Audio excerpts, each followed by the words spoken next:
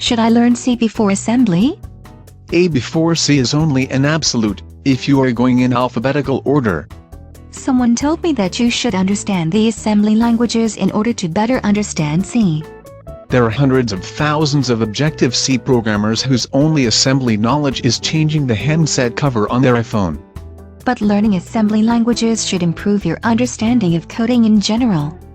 You should understand how a CPU works at a 1000-foot view level, like how it distributes processing and talks to devices. That's especially true if you'll be programming drivers or operating system level stuff. I don't plan on writing operating system level code. Mostly apps and programs.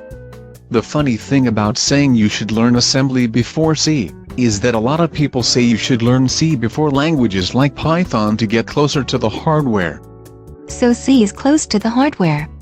It is certainly more logically mapped to the hardware's functionality and flow than object-oriented languages like JavaScript or Python. But you don't have to know assembly to learn C. Should I learn assembly languages after C? Learn C first. And you'd probably want to learn other variations of C like C++ or C#. Is there a C flat? Only in music. You don't have to know assembly to work in C, though it does have its uses. As you said, programming device drivers. It also helps if you are writing gaming code to handle the audio or video card data. But you don't have to know assembly. You don't have to know assembly languages to work in C, and you don't have to know C to use assembly languages. Though it is hard to do much with a PC if all you know is an assembly language. It sounds like the only assembly I need to know is in the user manual. What?